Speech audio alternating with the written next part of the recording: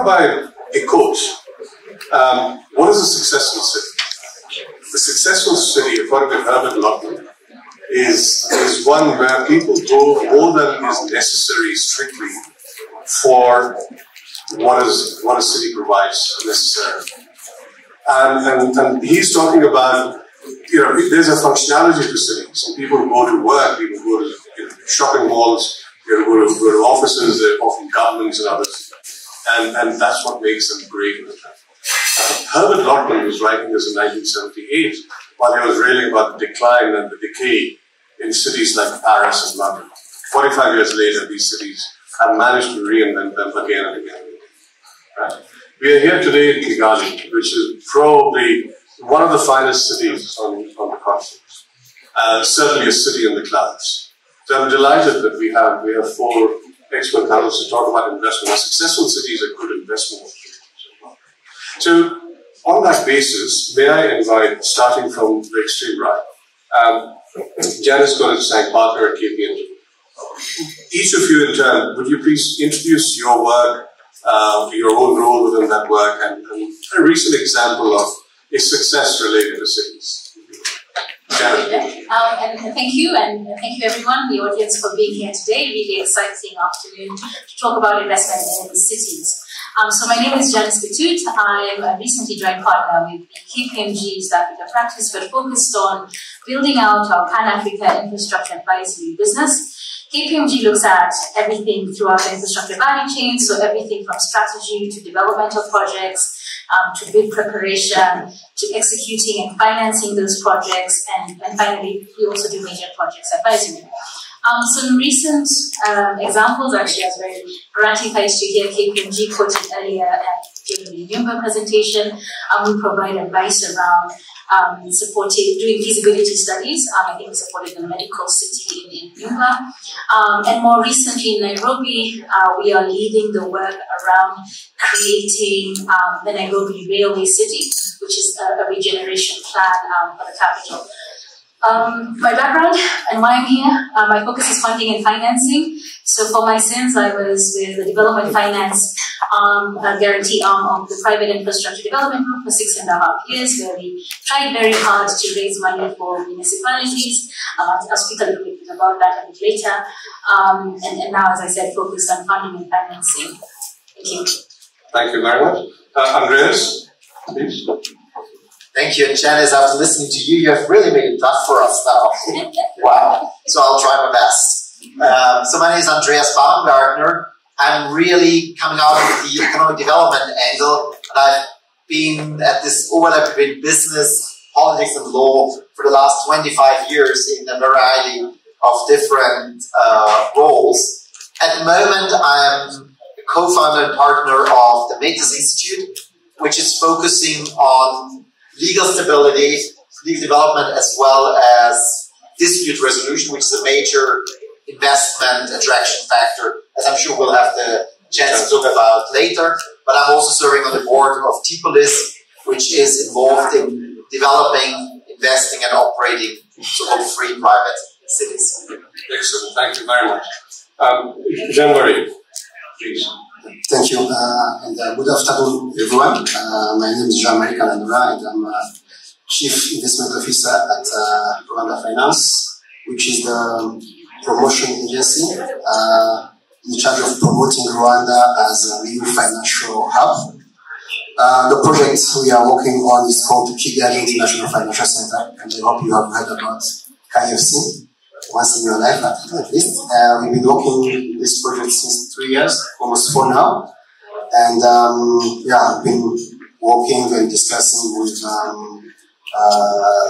Charter Cities Institutes to see how, for example, we can help them to structure investment funds here in Rwanda to support the development of new cities on the continent. But I guess we also, as well, we have that time to go into details of what we do. Thank you. And Craig, I mean, you're a very known quantity having presented everything, but please. I was just going to confirm that it's not, mine's KIFC, but we also have KFC here. So now I'm just a older, I'm with Kigali innovation cities. So I think you even asked a question, but I didn't write it down. But I think one of the things that's really making our project get some attention, and I don't call it a city, I call ours a campus, is that we've done a lot of work, our shareholders have done a lot of work around getting our anchor tenants in. I think that's what's really going to make us. So that's the first point of discussion. And if I may, you were very clear earlier today. Is finding the anchor tenants to a city project the number one objective? Well, I was saying to you earlier, the hardest part of property development is getting someone to roll over and open their wallet. So that to me is the hardest part. But yeah, an anchor tenant for us is, for an enclosed city, a master plan community, a campus.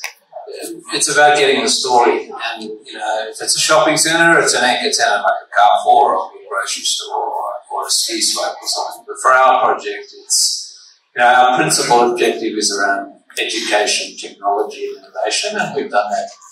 Our shareholders have done that through the academic component of our project. So they are our anchor tenant. Okay.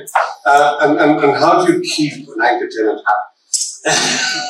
It's predominantly commercially driven, in a shopping centre, that type of environment. But our projects, it's very much about providing them the environment to flourish and to deliver what they want to do, their objectives, and with our universities, the government and all has been extremely supportive in giving them the environment to deliver what they want to deliver. Excellent. Andreas, would you add to that? I know you want to talk about a particular thing, but you have lots of experience in this area, and that's not part of it. What are the reasons why an anchor tenant would become unhappy in your experience? Well, if you look at many of the city developments, if we're talking not about just the success cases, but also those that are struggling, and I'm including special economic zones in it now because the logic in a way is quite similar, is the major complaint you hear again and again is zones, new city projects are telling a great story. It all sounds great. It all is great at the beginning. 2 years down the road, 5 years down the road, it just all looks different. And that's the key thing that makes anchor tenants, that makes investors very, very unhappy very quickly. And I actually had a conversation with a very large investor into one of our projects. And he told me of an experience of another project. He said, look, Andreas, whatever you're putting in place, as long as it's somewhat reasonable, right? On the value proposition side, on the regulatory side, put it in place, we can live with it. The one thing I cannot live with is if I cannot trust that what you're saying today is what is delivered next year and what will still apply in 5 and 10 years.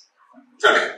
So consistency. So on that theme, Jean-Marie, if I may switch to you, in your experience, how far have you gone with KIFC in terms of finding anchor tenants? And is that would you agree with what's been said before? Thank you. Maybe I need to clarify a bit. Do you have anchor tenants in your project? No, we have investors. No, investors, but anchor tenants. No, our model is a bit different from other financial sectors that you may know, like Dubai. So we don't have like a designated area where investors are setting up. It's more like how they structure investment here in Rwanda. So, for example, we've been talking with Craig, KIC, how to structure as well like the investments in Rwanda. So we have, if you allow, maybe you can explain a bit what we do. Mainly is to put in place the legal framework and as well as tax incentives to attract investments to be domiciled here in Rwanda. So in this context, for example, you look at those projects that were being presented before, right? They need to raise funds. So when it comes to raising funds, they need to have an entity or legal framework or a company behind. In most cases, those companies are domiciled outside of the continent.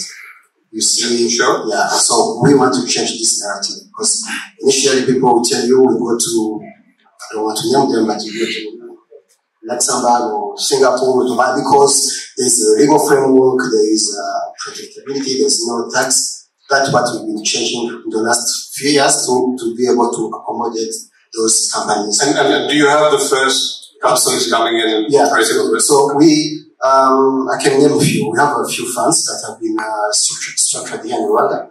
I think there was a gentleman from African Bank here in the morning. Yeah.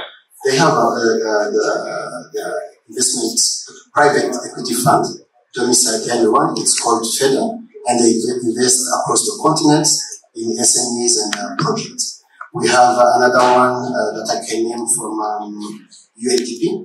UNDP has set up an investment vehicle. It's called Timbuktu, and it's going to invest in startups across the continent as well. Fantastic. So we've been that is really worth celebrating because Craig already told us how difficult the first ones are. And we are looking forward to have the catalytic funds for new cities. I always tell my clients, after you've been to KFC, go to KFC and then go to KIFC. Because they are the vehicle that you should be using to come into Rwanda. And elsewhere. Yeah, our mandate is to, it's not only limited to Rwanda, it's to put your domicile here in Rwanda, but you can absolutely serve across the continent. Are you planning to host an exchange? Stock exchange? We have already a stock exchange, and we are working on different initiatives to develop the exchange. And the idea, for example, we are working with Luxembourg to see how green projects, for example, could be listed on our stock exchange and being cross-listed in Luxembourg. This will increase liquidity because one of the issues that we are facing is that. So I have some ideas for you. We'll talk about that. Amazing. Thank you. Janice, do you have any points to contribute to discussion on anchor tenants? And if not, would you also include in it project preparation and creditworthiness, those sort of issues? Yeah, sure. Or as far as the city is concerned?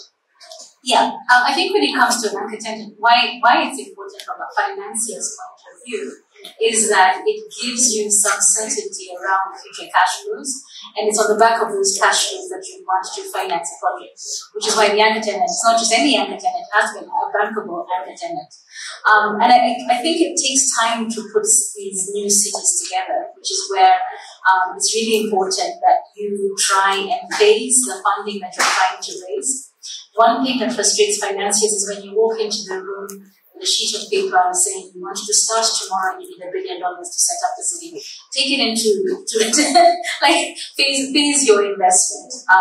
Start with developing the concept, get funding for that, get a proof of concept. I think somebody's talked a bit earlier around trying to build a track record with actually demonstrating that there's enough footfall in an area, etc.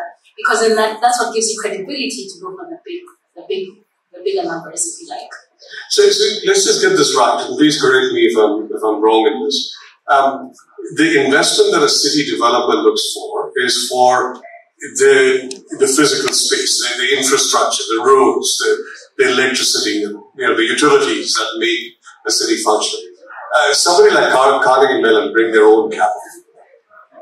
An anchor tenant will bring their own capital to the game, right? So you have two pots of capital. So when you talk about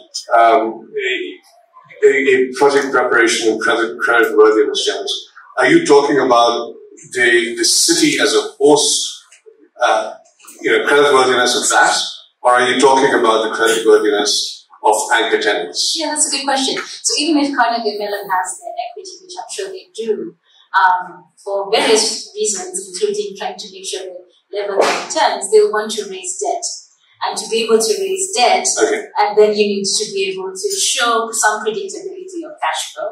And that's why I would suggest that you strongly try and phase your project and build your proof of concept first to become what we call credit ready.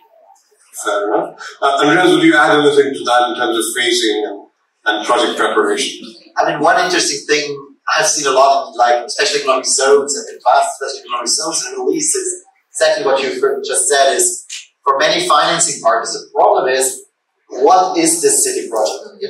Okay, you can say it's a real estate project. Fine, and you can value it on that basis. But does that really do justice to what we're talking about?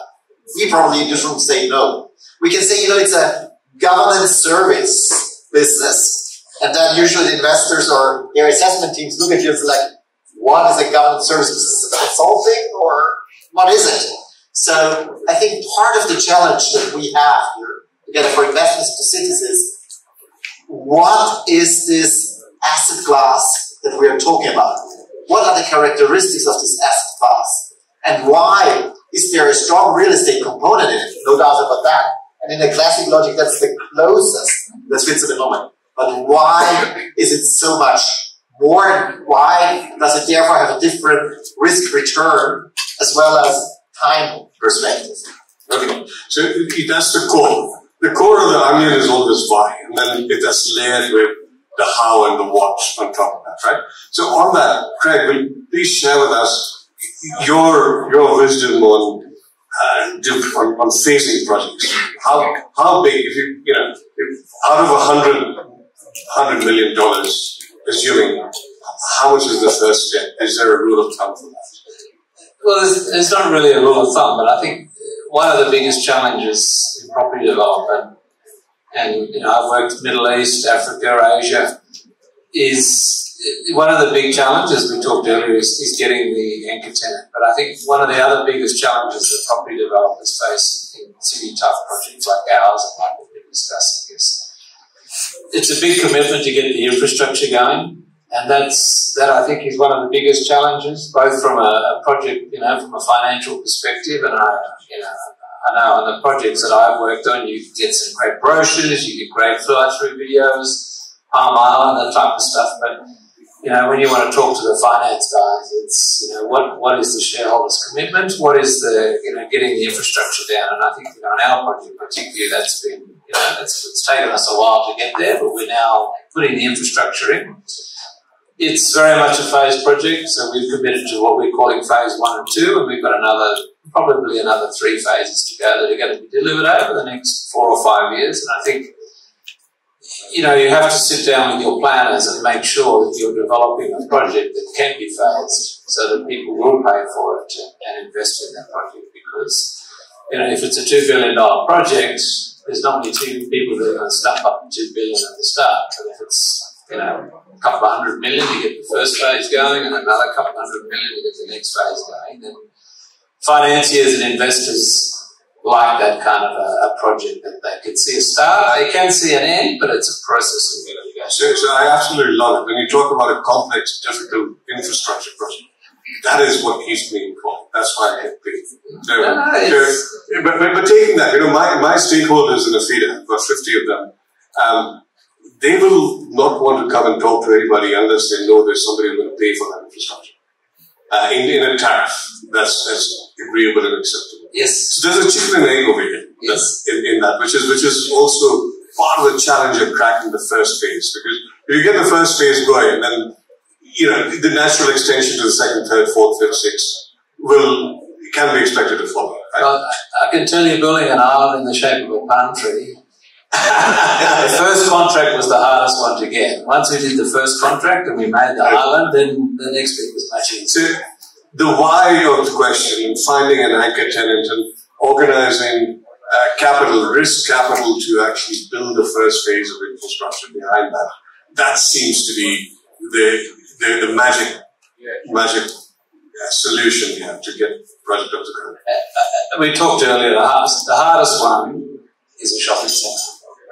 If you've got a shopping centre of 400 tenants, we look at Dubai Mall, I worked on even for Tutor Mall. We didn't have a project until we signed up Carrefour as our anchor tenant. They didn't pay much as a tenant, but once we got them signed up, then we were beating off the tenants to come into the mall because an anchor tenant like Carrefour is bees to a honeypot. So you've got to have them with any type of project. Excellent. Okay, so we've established that. Jean-Marie, do you have anything to add to that whole business of phasing and investment and things like that? And please also talk about the profitability. If an investor comes and opens a fund in our office, in what timelines would you expect them to be profitable? That investment to pay back? In terms of structuring the team, I think where we come in is to assist in choosing, for example, the right investment vehicle that you can use for each stage, for example. So, and what we have in mind is like what will, at the end of the day, generate the maximum return for investors. Because at the end of the day, if you have an investor that can put money in that vehicle, that's it, and good to have the maximum return. So we can look at our legal framework, look at tax incentives, and see which one fits with and advise you. But our work is really to work with you to go through the understand the business model and see how we can advise you. Now, in terms of setting up funds, the process is quite straightforward. Setting up funds in Rwanda is you depending on which type of fund you may need a license. The license takes 1 month to 3 months. After that, you can deploy your capital, and depending on the funds, you can expect return. I mean, it's varies depending on the type of funds. But what I want to mention here is that, for example, we have tax incentives, and we have, for example, we moved withholding tax, right? So if you invest in Rwanda and using an investment fund, and you want to repatriate dividend or interest, there's no withholding tax. Okay. That's very powerful. That's powerful, and I think we are quite few countries on the continent to offer this type of flexibility. And also, I want to add that we don't have any control in terms of foreign currency.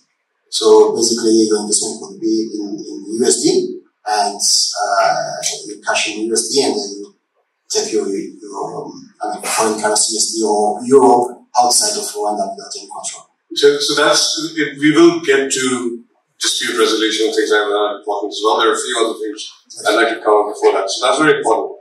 In terms of timelines for returns and break even and sustainability. So of course, an anchor tenant that's not getting any, is not paying a lot to occupy the site, they'll have a break even earlier on, but they can also bear the masks of an unsuccessful project. What about the second and third investor? What about the investor that's investing in the utilities? When can they expect a return? Craig, why don't you go first? Well, the utility guys, we all quite like the utility guys because they're medium to long-term investors. So, you look at toll road. Even more. You look at toll road people, you look at people who invest in, infrastructure like power, water provision. But I know, for an anchor tenant, they also have medium investment too, because they're making a pretty substantial commitment to your project. And from their perspective, they've still got quite big hurdles, and you have, that's why you're giving them the incentives to come in, and they go usually first mover advantage as well. But the followers, the second round investors, in a place like this environment here, they're looking at, I think, reasonably good returns. They're looking at single number, getting over the hurdles that they've got to in 4 or 5 years. Rwanda's growing pretty quickly, so there are very, very good returns here. And is that's part of the promise to investors, that they'll be break even or getting the return targets within 4 to 5 years? Yeah, no, in our project particularly, we come under RDB as well, so there are a special economic zone, and so there are incentives for foreign companies to come in to our project, into the prime economic zone. And, that's, again, the support of the Rwanda Development Board to, make it an attractive investment to come here. Super. Andreas, would you like to comment on that?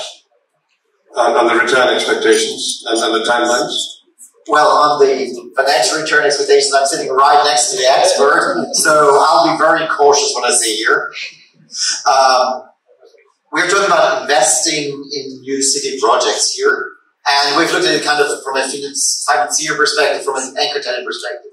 But we should also not forget that in a way governments are also investing in the project, investing not necessarily financially, but from a political goodwill perspective. And I think with your respect to timeline questions, I think phasing that we had before, another extremely important aspect is here to have a first phase where you actually see something physically emerging so that you establish the case with the government and basically create this almost this point of no return, because that's a big issue that we have seen in some. So the societal and the return to government and return to the people beyond the city itself is a huge topic and probably requires a panel on its own. Yes.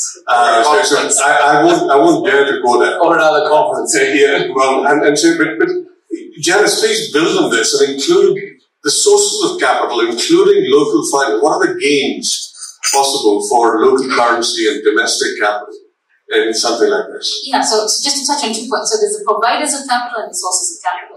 And indeed, the governments play a big part. I was thinking about that as I was listening to the conversation, because they are contributing by giving the tax incentives. They are contributing often by providing the land. Sometimes they are the utility providing the rock infrastructure required per project.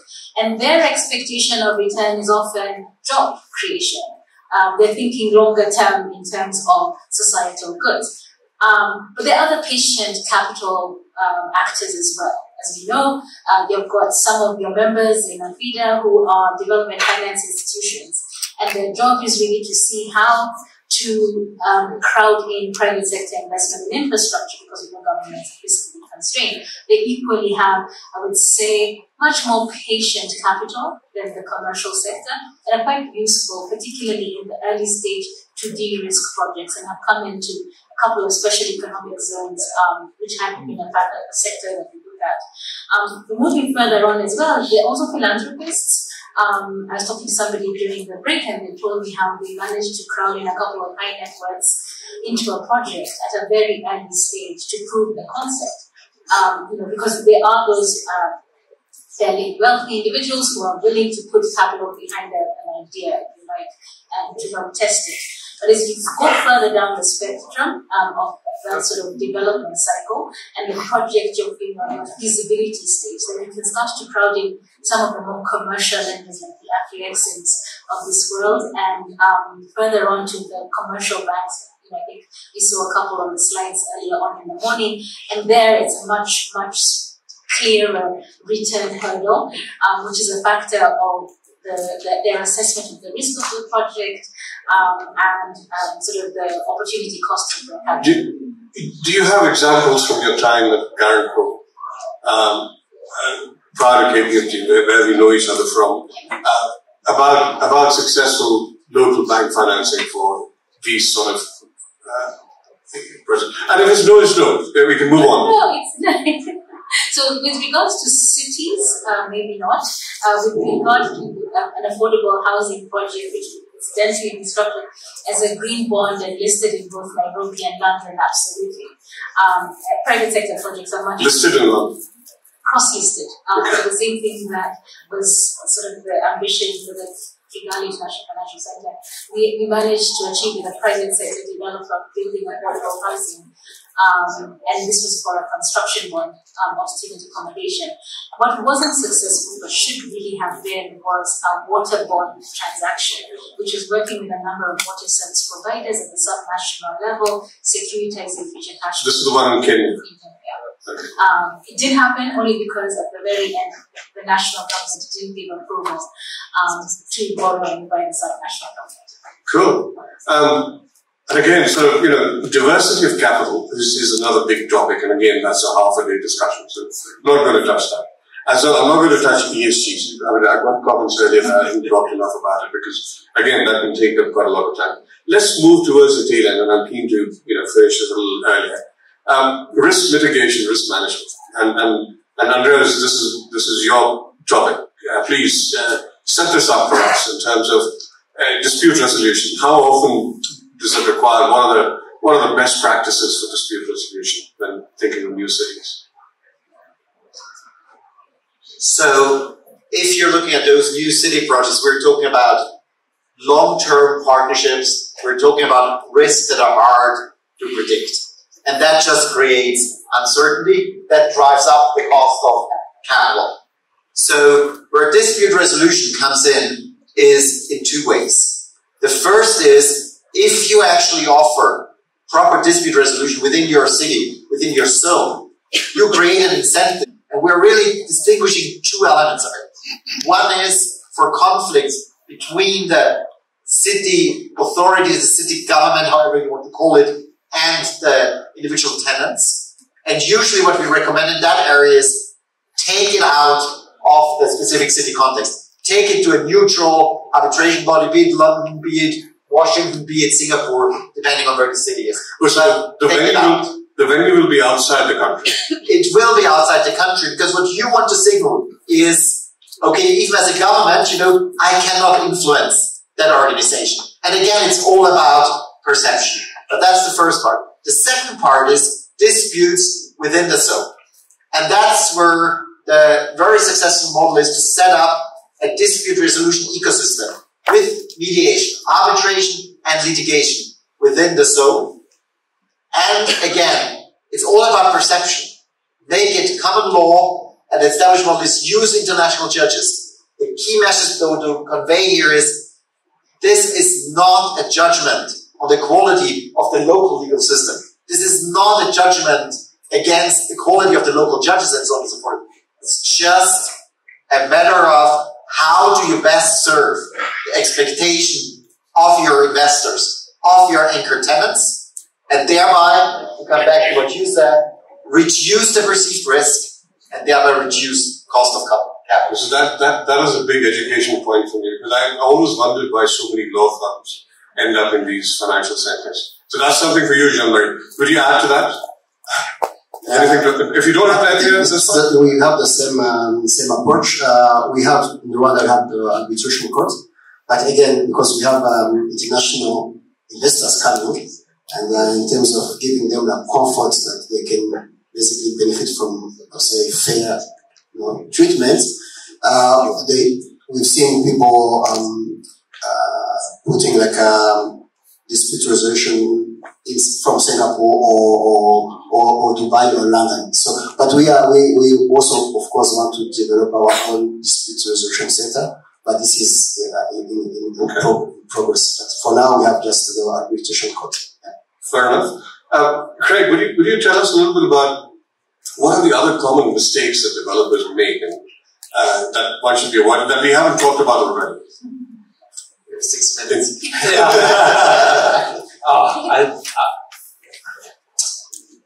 I wrote risk down, so I actually thought one of the first things was to talk about risk, because a lot of projects you hire these fancy project management teams and they do a risk workshop and they talk about risks, but I think the biggest challenge is that is picking it back up every couple of months and having on my particular project we have a risk workshop every 3 months just to clear the air, and everyone talks about what the challenges are on the project, because projects are not always rosy. There's always bumps along the way, but I think that's why we enjoy doing them, because it's a bit of a challenge. But I think it's important to keep talking about risks and how they're mitigated. What is the best way to mitigate them? And back to our friends at KIFC, they're trying to do that as well. But I agree. Also, we talk a lot about using Dubai other than London, just purely from a past perspective for arbitration. So this is around the secret sauce, if you will. We haven't talked a lot about the role of government beyond what Jean-Marie talked about and Craig has talked about. Are there any final comments, and just say in the next 1 minute or so, 30 seconds each, on what is the best practice around engaging government? How early should you do that if you're a private developer?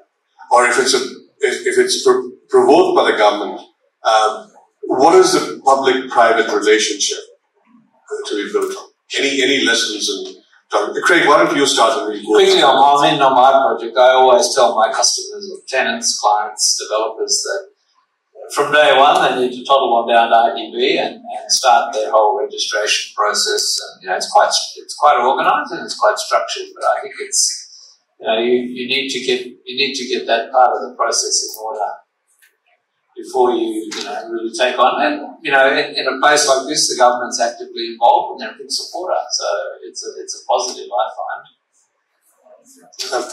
Anything same? I think the government of Rwanda is known for being like a very, let's say, business friendly and very proactive, and also very, I would say, decision makers are very accessible. So it's very easy to, if you have any challenge, to have access to the decision maker and discuss and see how we can address any challenge that we are facing. So if you are in Rwanda, I think it's, you should always involve